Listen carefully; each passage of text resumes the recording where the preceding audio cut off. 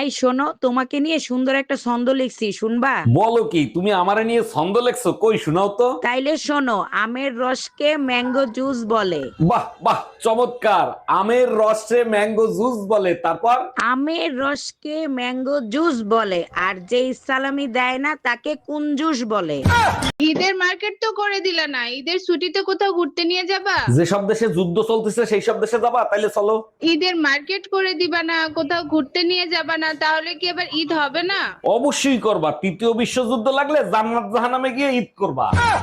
আসসালামু আলাইকুম ভাবি, রোজা কেমন কাটতেছে? অরুণ ভাই, রোজা রোজার মতোই কাটতেছে। আপনি যদি মুসলমান হইতেন তাহলে বুঝতেন। মুসলমান তো আমিও হইতে চাইছিলাম, কিন্তু ওই যে মুসলমানই দিতে হবে ওই ভয়তেই হইতে পারলাম না। কিছু পেতে হলে কিছু দিতে হয়, ভয় পাচ্ছেন কেন? পুরুষ মানুষের আবার ব্যথা লাগে নাকি? ছোট চৌধুরী ছোটবেলা প্যান্টের চেনে আটকে গেছিল, সেই ব্যথাই সহ্য করতে পারি নাই, কেটে ফেলাই দিলে কেমনে সহ্য করবো? এই কই তুমি? আমি রেডি, তাড়াতাড়ি চলো। ভোটার আইডি কার্ড, জন্ম নিবন্ধন, এগুলো সব নিছো? ঈদের মার্কেট করতে যাব, ভোটার আইডি কার্ড, জন্ম নিবন্ধন লাগবে কি কাজে? তোমার নামে একটা বাড়ি কিনবো। নারীদের নিজেদের নাকি বাড়ি হয় না, আজ থেকে তুমিও বলতে পারবো আমার একটা বাড়ি আছে। যখন মন চায় আমার গলা ধাক্কা দিয়ে বের করে দিতে পারবা। নারীর বাড়ি তার স্বামীর কাছে, জানো তো? স্বামীর পায়ের নিচে স্ত্রীর বেহেস্ত।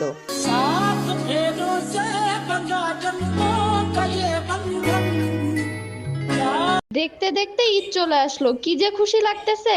একদম ঠিক বলছেন ভাবি। তাই ঈদের কাপড় চোপড় কি কিছু কিনছেন? আরে অরুণ ভাই, ঈদ তো কাপড় দিয়ে হয় না, ঈদ তো হয় আপনজনরা যখন সামনে থাকে। তার মানে ঈদ হয় তখন যখন আপনজনের সামনে কাপড় ছাড়া থাকে।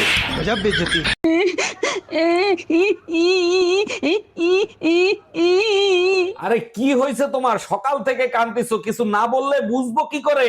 আমার গায়ে সিরা গামছা দেখেও পাশের বাড়ির ভাবি আমারে জিজ্ঞেস করে ঈদের মার্কেট কত দূর করলাম। এর জন্য কান্নার কি আছে? বলে দে, তা গামছা কেনার টাকা নাই, ঈদের মার্কেট করবো কোথা থেকে? না জানি কোন জন্মে পাপ করে এসেছি, তোরে বিয়ে করে সেই সাজা ভোগ করতেছি। পাপ তুমি করো নাই, আমি করছি। তোমার মতো জামাই নিয়ে সাজা ভোগ করছি। এইবার বুঝতে পারছি, পাপ শুধু তুমি একা করো নাই, আমিও করছিলাম। আর আমি হলাম তোমাদের দুইজনের পাপের ফসল। হ্যালো ছোট গিন্নি। দুলা ভাই, রমজানের ছুটি দিয়ে দিছে, পুরো রমজান মাস আপনাদের ওখানে থাকবো। খবরদার ছোট গিন্নি, রোজার ভিতর তুমি আইসো না, তুমি ঈদের সময় আইসো। কেন দুলা ভাই এইভাবে বলতেছেন কেন? আমি আসলে কি আপনার কোনো ক্ষতি হয়ে যাবে? ক্ষতি তেমন হবে না, তবে তোমারে দেখলে রোজা হালকা হওয়ার সম্ভাবনা আছে। ম্যাডাম, সবাইরে ঈদের ছুটি দিচ্ছেন, আমার ঈদের ছুটি দেন নাই কেন? সবাই তো মুসলমান, তাই তাদের ছুটি দিছি। আপনি তো হিন্দু, আপনি ছুটি নেবেন কেন? এক মিনিট ম্যাডাম, কলেমা তাইয়েব লা ইলাহা ইল্লাল্লাহু মুহাম্মাদুর রাসূলুল্লাহ। আচ্ছা ঠিক আছে, আমি বুঝতে পারছি। আপনার নাম বলেন। শেখ মোহাম্মদ শাহরিয়ার আয়াতুল্লাহর অরুণ কর্মকার।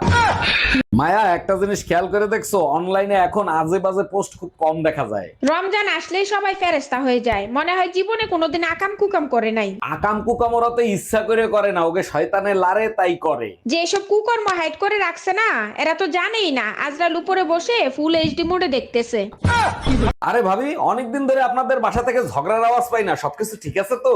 আরে অরুণ ভাই, রমজান মাস চলতেছে না, তার জন্য ঝগড়া হচ্ছে না। দেখছেন, এইটাই প্রমাণিত হলো যে রমজান মাসে শয়তান আপনাদের ঘরে ভর করে নাই। ঈদের বাকি কয়দিন, এখন যদি ঝগড়া করি আপনার ভাই কি আমারে ঈদের মার্কেট কইরা দিবে?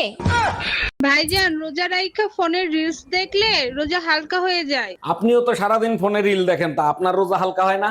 মোটেও হয় না, কারণ আমি বাজে রিলস দেখি না। ও আচ্ছা, আর যদি বাজে রিল চলে আসে তখন আপনি কি করেন? বাজে রিলস আসলে আমি দেখি না, সেভ করে রাখি, ইফতারের পর দেখি। শোনো, এইবার যদি ঈদের মার্কেট করে না দাও, তোমার জায়গা কিন্তু জাহান্নামেও হবে না। তোমার কথা শুনে কলিজা জুড়ে গেল, এবার তো জান্নাতে যেতে পারবো। এত খুশি হয়ে লাভ নাই, দুনিয়ার জাহান্নামেও তোমার জায়গা হবে না। ওই একই কথা, তুমি যেখানে থাকবা না সেখানেই তো আমার জন্য জান্নাত। এই মায়া, কই তুমি? ঈদের মার্কেট করতে যাচ্ছি, তোমার জন্য কি কালারের শাড়ি আনবো? ঈদের শাড়ি কিনতে হবে না, আমি কিনে আনছি। দেখো তো কেমন হইছে। দেখতে তো অনেক সুন্দরই লাগতেছে, একেবারে জাকাতের শাড়ির মতো। কয় টাকা নিচ্ছে? 500 টাকা? আমারও মনে হচ্ছে জাকাতের শাড়ি, তবে 500 টাকা হবে না, 300 টাকা হবে। গতবার তুমি আমার ঈদে কিনে আইনে 5,000 টাকা বলছিলা। হ্যালো জামাই, গুগল অ্যাপস দিয়ে কিভাবে টাকা পেমেন্ট করে আমাকে একটু শিখাইয়া দাও না। আম্মাজান, আপনি এক কাজ করেন, গুগল অ্যাপস এর অ্যাকাউন্টে ঢোকেন। জামাই, গুগল অ্যাপস এর অ্যাকাউন্টে ঢুকছি। উপরে দেখেন সেন্ড মানি লেখা আছে, ওখানে টাচ করেন। হ্যাঁ জামাই, টাচ করছি।